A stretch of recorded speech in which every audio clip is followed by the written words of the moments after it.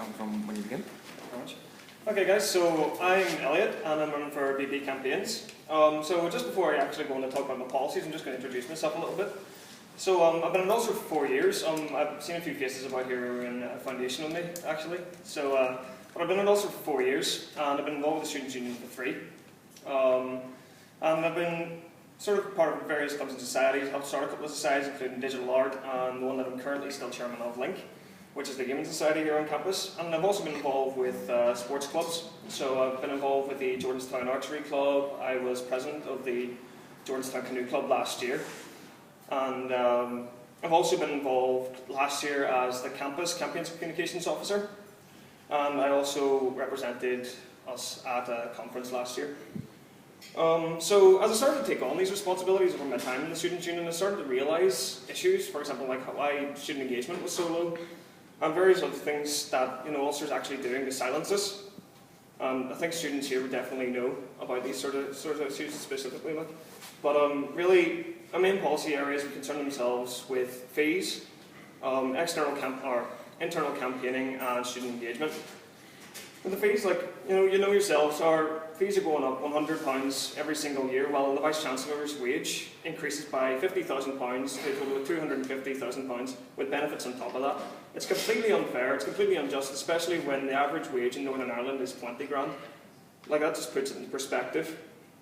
And really, moving on from that, I reckon that it's very important to start mounting more internal campaigns around these sorts of issues.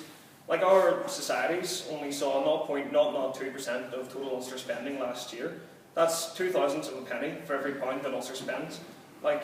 Realistically, we can do what we can to develop societies, but there's only so much you can do when you've got such a small budget to play with. And for any sports union people here as well, our sports clubs only saw 0.1% of last year's budget, and a university that says that it's committed to developing sport can't realistically say that whenever they're only investing that much. So with student engagement as well, I think that clubs and societies are a really important way to actually engage students. And these are students who are showing up every Monday night, volunteers as well. And these are people who are giving up their time to actually get out and represent the union and represent the students.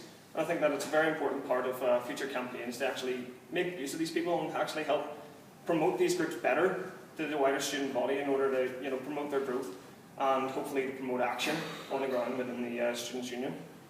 But that being said, I also think that it's crucially important to continue supporting our external campaigns.